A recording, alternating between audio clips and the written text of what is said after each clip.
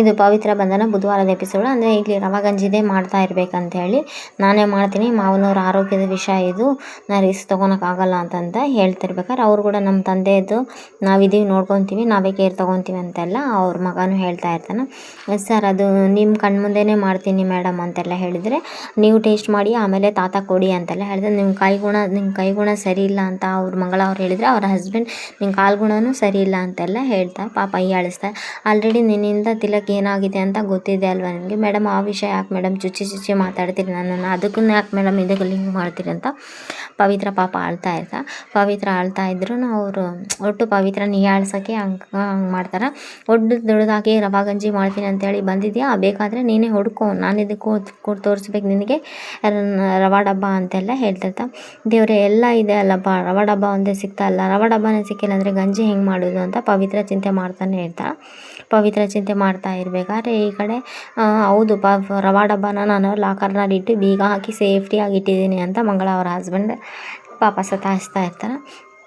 ಸತಾಯಿಸ್ತಾ ಇರಬೇಕಾದ್ರೆ ಈ ಕಡೆಯಿಂದ ಇವ್ರಿಗೂ ಮಂಗಳ ಅವ್ರಿಗೂ ತುಂಬ ಅಂದರೆ ತುಂಬ ಗೋಳಾಡಿಸ್ತಾ ಇರ್ತಾರೆ ಪಾಪ. ಆದ್ರೂ ಎಲ್ಲ ಕಡೆ ಕೆಳಗಡೆ ಶೆಲ್ಫು ಅಲ್ಲಿ ಇಲ್ಲಿ ಎಲ್ಲ ಕಡೆ ವಾರ್ಡ್ರೋಬು ಎಲ್ಲ ಮಾಡ್ಯುಲರ್ ಕಿಚನ್ ಎಲ್ಲ ಪ್ರತಿಯೊಂದು ಡೋರೆಲ್ಲ ತೆಗ್ದು ನೋಡ್ತಾನೆ ಇರ್ತಾ, ಆದರೂ ಸಿಗಲ್ಲ.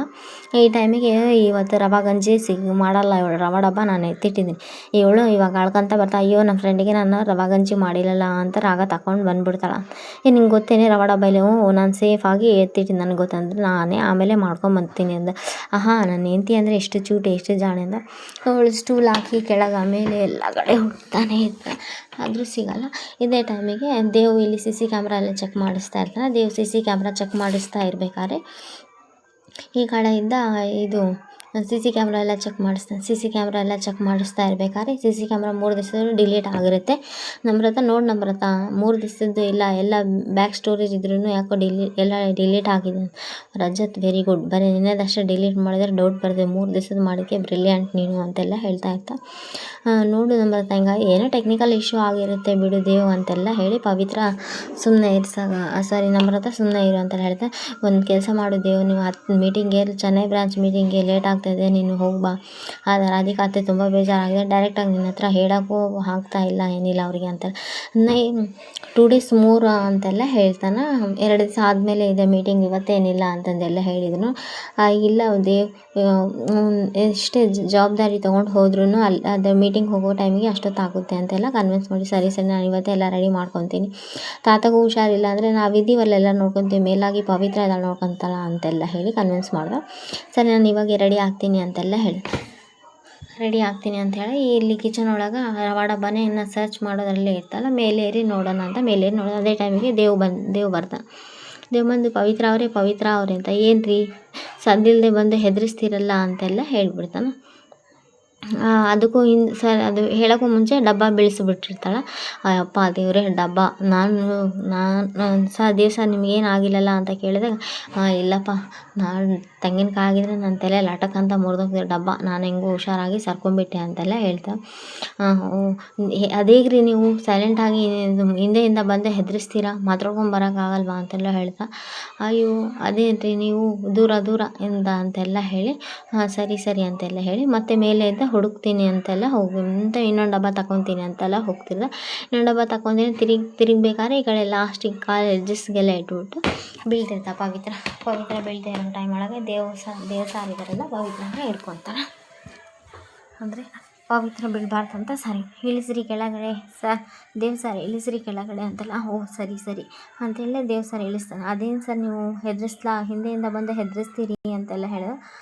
ನಾನೇನು ಹೆದರಿಸಿದೆ, ಇಲ್ಲಾಂದರೆ ಒಂದು ಕೆಲಸ ಮಾಡೋಣ, ಹಿಂದೆ ಕಾಲದಿಂದ ರಾಜ ಮಹಾರಾಜ ದೇವರಾಜ ಬರ್ತಾ ಇದ್ದಾನೆ ಅಂತ ನಾವುಗಳು ಜನಗಳನ್ನ ಇಟ್ಕೊಂಡ್ಬಿಟ್ಟು 1 ಕಿಲೋಮೀಟ್ರಿಂದ ಹೇಳಿಸ್ಬಿಡೋಣ ಅಂತೆಲ್ಲ ಹೇಳ್ಬೇಕಾದ್ರೆ ಪವಿತ್ರ ನಕ್ಬಿಡ್ತಾಳೆ.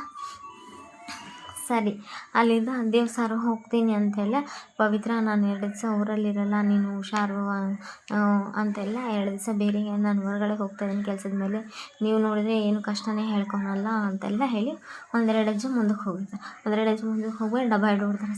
ಸರ್ ಹುಷಾರು ಸರ್, ಮತ್ತು ನಾನು ಎಲ್ಲ ಬಹುಪರಾಗಿ ಹೇಳ್ಬೇಕು, ದೇವರಾಜ ಅವರು ಬೀಳ್ತಾ ಇದ್ದಾರೆ ಅಂತ ನಾನು ಎಲ್ಲ ಕೂಗಬೇಕಾಗುತ್ತೆ ಅಂತೆಲ್ಲ ಹೇಳ್ತಾಳೆ. ಸರಿ ನೀವು ಹೆಂಗೋ ನಕ್ರಲ್ಲ ಬಿಡು ಅಂತೆಲ್ಲ ಹೇಳಿ, ನನ್ನ ಟೆನ್ಷನ್ ಎಲ್ಲ ಕಮ್ಮಿ ಆಯ್ತಪ್ಪ ನೀವು ನಕ್ಕ ಮೇಲೆ ಅಂತೆಲ್ಲ. ಆಮೇಲೆ ಮತ್ತೆ ಹೊರಗಡೆ ಹೋಗಿ ದೇವ್ ಮತ್ತೆ ಬರ್ತಾನೆ, ಮತ್ತೆ ಒಳಗಡೆ ಬರ್ತಾನೆ. ಈ ಟೈಮಿಗೆ ಇವರು ಇದು ಮಾಡ್ತಾನೆ ಇರ್ತಾರೆ. ಅವಾಗ ಹೊರಗಡೆ ಹೋಗಿ ಮತ್ತೆ ನೆನೆಸ್ಕೊಂಡು, ಅಂದರೆ ಪವಿತ್ರಾಗೆ ಹೇಳಬೇಕು, ನಾನು ಪವಿತ್ರನ ಬಿಟ್ಟು ಹೋಗಿ ಯಾಕೋ ಮನಸ್ಸು ಧೈರ್ಯನೇ ಬರ್ತಾ ಇಲ್ಲಲ್ಲ ಅನ್ನೋದು ಯೋಚನೆಯಲ್ಲೇ ಇರ್ತಾರೆ. ಮತ್ತು ಡಬ್ಬ ಹುಡುಕ್ತಾ ಇದ್ದ. ಮತ್ತು ಪವಿತ್ರ ನೋಡಿ, ನೀವು ಹೇಳಿದ್ಕೆ ನಾನು ದೂರದಿಂದ ಕೂಕ್ಕಂತಲೇ ಬಂದಿದ್ದೀನಿ. ಹೇಳಿ ಸರ್ ಏನಂತಂದರೆ, ನೋಡಿ ನಾನು ನನ್ನ ಸಮಾಧಾನಕ್ಕೋಸ್ಕರ ನಿಮ್ಮನ್ನು ಬಿಟ್ಟು ಹೋಗೋ ಧೈರ್ಯ ಇಲ್ಲ, ಅದಕ್ಕೆ ಅರ್ಧ ಗಂಟೆಗೆ ಹಾಫ್ ಆನ್ ಅವರ್ಗೆ ಒಂದ್ಸಲ ಕಾಲ್ ಮಾಡಲಾರ್ದೆ. ಅವಾಗ ಪವಿತ್ರ ಸುಮ್ಮನೆ ಇರ್ತಾಳೆ. ಏನಂದ್ರೆ ಹೋಗಲಿ, ಅಟ್ಲೀಸ್ಟ್ 1 ಅವರ್ಗೆ ಒಂದ್ಸಲ ನೀವು ಕಾಲ್ ಮಾಡಿ ರಿಸೀವ್ ಮಾಡಬೇಕಂತ ಏನು ಫೋರ್ಸ್ ಇಲ್ಲ, ಅಟ್ಲೀಸ್ಟ್ ನೀವು ಹಲೋ ಅಂದ್ಬಿಟ್ರೆ ಸಾಕು. ನೀವು ಹಲೋ ಅಂದಾಗೆ ನೀವು ಆರಾಮಿದ್ದೀರಾ ಅನ್ನೋದು ನಂಗೆ ಗೊತ್ತಾಗುತ್ತೆ ಅಂತೆಲ್ಲ ಹೇಳ್ತಾ. ಸರಿ ಓಕೆ ಏನಕ್ಕಂದರೆ ನೀವು ಗಂಜಿ ಮಾಡೋಕೆ ನನಗೆ ಪರ್ಮಿಷನ್ ಕೊಡಿಸಿದ್ದೀರಿ ಅಂತ ನಾನು ಹ್ಞೂ ಅಂತೆಲ್ಲ ಹೇಳ್ತೀನಿ ಅಂತೆಲ್ಲ ಹೇಳ್ತಾ. ಸರಿ ಆಯಿತು, ಪರವಾಗಿಲ್ಲ, ಓಕೆ ಅಂತೆಲ್ಲ ಹೇಳಿ, ಸರಿ ನೀವು ನಕ್ಕರಲ್ಲ, ನಮ್ಗೆ ಅಷ್ಟೇ ಧೈರ್ಯ, ಅಷ್ಟೇ ಸಾಕು ಅಂತೆಲ್ಲ ಹೇಳಿ ದೇವಲ್ಲಿಂದ ಹೊರಗಡೆ ಹೋಗ್ತಾನೆ. ದೇವಲ್ಲಿಂದ ಹೊರಗಡೆ ಹೋದ್ಮೇಲೆ ಮೇಲೆ 2 ಬಾಕ್ಸಲ್ಲಿ 1 ಬಾಕ್ಸ್ ಬೀಳ್ತದೆ, ಇನ್ನೊಂದು ಬಾಕ್ಸ್ ಇರುತ್ತೆ. ಆದರೂ ದೇವ್ ಹೊರಗಡೆ ಹೋಗ್ತಾ ಇರಬೇಕಾದ್ರೆ ಸ್ವಲ್ಪ ಎಡವಿ ಬೀಳ್ತಾನೆ ಡೋರ್ ಹತ್ರ. ಎಡವಿದ್ರೆ ಅಪಶಕನ ಅಂತ ಅಜ್ಜಿ ಎಲ್ಲ ಹೇಳ್ತಾರೆ. ಮತ್ತು ಆಮೇಲೆ ಕನ್ಯಾಗೂ ಹೆದರ್ತಾ ಇದೆ ಅಂತ ಅಜ್ಜಿ ಹೇಳಿದೆಲ್ಲ ನೆನಪು ಮಾಡ್ಕೊತಾನೆ ದೇವ್. ಅಜ್ಜಿ ಹೇಳಿದೆಲ್ಲ ಸ್ವಲ್ಪ ನೆನಪು ಮಾಡಿಕೊಂಡು ಆಮೇಲೆ ಮೇಲಿಂದ ಡಬ್ಬ ಇಳಿಸಿ, ಡಬ್ಬ ಯಾಕೆ ಇಷ್ಟೊಂದು ಭಾರ ಇದೆ, ಡಬ್ಬ ಅರ್ಥ ಆಗ್ತಾ ಇಲ್ಲಲ್ಲ ಅಂತೆಲ್ಲ ಹೇಳಿ ಡಬ್ಬ ಕೆಳಗೆ ಇಳಿಸಿ ಆ ಡಬ್ಬ ಒಳಗೆ ಒಂದು ಬಟ್ಟೆ ಇರುತ್ತೆ. ಏನಿದೆ ಬಟ್ಟೆ ಇದೆಯಲ್ಲ ಅಂತೆಲ್ಲ ಆ ಡಬ್ಬೆ ತೆಗೆದಾಗ ನೋಡಿದಾಗ ಆವಾಗ ಅದರೊಳಗೆ ಏನೋ ಗಂಟಿದೆ ಅಂತ, ಗಂಟಿ ಕೆಳಗೆ ಇಳಿಸ್ಬೇಕಂತೆಲ್ಲ ನೋಡಿ ಏನೋ ಇದೆ ಅಲ್ಲ ಇದರೊಳಗೆ, ಏನೋ ಭಾರವಾಗಿದೆ ಅಂತೆಲ್ಲ ಪವಿತ್ರ ನೋಡಿ ಏನಿದೆ ಅಂತ ನೋಡಿದರೆ ಗಂಟು ಬಿಚ್ಚಿದ್ರೆ ಅದು ತುಂಬ ಒಡವೆ ಇರುತ್ತೆ. ಒಡವೆ ಇದ್ದರೆ ರಾಧಿಕಾ ಅವ್ರದ್ದು ಇವ್ರದ್ದು ನಮ್ರತಂದಿರುತ್ತೆ ಅದು ಒಡವೆ. ಆವಾಗ ಇವರು ಈ ಕಡೆಯಿಂದ ಅಯ್ಯಪ್ಪ ರವೆ ಡಬ್ಬ ಮೇಲೆ ನಿಲ್ತಿದೆ, ರವೆ ಡಬ್ಬಲ್ಲಿ ನಾನು ಇಷ್ಟು ವರ್ಷದ ಶ್ರಮ ಎಲ್ಲ ಇದೆ, ಅದರೊಳಗೆ ಒಡವೆ ಎಲ್ಲ ಬಚ್ಚಿಟ್ಟಿದ್ದೀನಿ ಅಂತೆಲ್ಲ ಮಂಗಳ ಹಸ್ಬೆಂಡು ರವೆ ಡಬ್ಬ ಏನಾದರೂ ಹುಡುಕ್ಬಿಟ್ರೆ ರೂಮಿಂದ ಆಚೆನೇ ಬರ್ತಾರೆ ರವೆ ಡಬ್ಬ ಹುಡುಗಿ. ಅದೇ ಟೈಮಿಗೆ ಒಳಗೆ ಬಂದು ರವೆ ಡಬ್ಬ ಹುಡುಗಿ, ರವೆ ಡಬ್ಬನ ಒಡವೆ ಇರ್ತಾರೆ. ಇದು ಮಂಗಳ ಅವರು ತಾವು ಕಳ್ತನ ಮಾಡಿರೋ ಒಡವೆನ ಪವಿತ್ರ ಮೇಲೆ ಹಾಕ್ಬಿಡ್ತಾರೆ. ಈ ಕಡೆಯಿಂದ ಪವಿತ್ರ ಅವ್ರ ತಂದೆ ಈಗ ಹೆಂಗಾರ ಮಾಡಿ ವ್ಯಾಪಾರದಾಗ ಚೆನ್ನಾಗಿ ದುಡ್ಡು ಬಂದಿದೆ, ಸುಮಂತನ ಹಾಸ್ಪಿಟ್ಲಿಗೆ ಕರ್ಕೊಂಡೋಗಿ ಬೆಂಗಳೂರು ಅಂತ ದೊಡ್ಡ ಸಿಟಿ ಆಸ್ಪತ್ರೆಗೆ ಕರ್ಕೊಂಡೋಗಿ ತೋರಿಸೋಣ ಅಂತೇಳಿ ಅಜ್ಜ ಪೂಜೆಗೆ ಫೋನ್ ಮಾಡ್ತಾರೆ. ಅಜ್ಜಗೂ ಏನೋ ಪೂಜೆ ಎಲ್ಲ ಅವಶ್ಯಕನ ಅನಿಸುತ್ತೆ. ನೆಕ್ಸ್ಟ್ ಈ ಕಡೆಯಿಂದ ಅವರೆಲ್ಲರನ್ನ ಕೂಗಿ ಮಂಗಳ ಹಸ್ಬೆಂಡು ಎಲ್ಲರೂ ಕೂಗಿ ಕಳ್ಳಿ ಅಂತ ಕೂಗಿ ಏನಾಯಿತು ಅಂತೆಲ್ಲ, ಯಾಕೆ ಇಷ್ಟು ಜೋರ್ಗೆ ಹೋಗಿ ನೀವಿಬ್ಬರು ಅಂತೆಲ್ಲ ಹೇಳಿದೆ. ನೋಡಿ ಕಳ್ಳಿ ಅಂತಂದಲ್ಲಿ ಏನಿದು ಒಡವೆ, ನನ್ನ ಒಡವೆ ಮತ್ತು ರಾಧಿಕಾ ಅತ್ತೆ ಒಡವೆ ಅಂತಾಳೆ.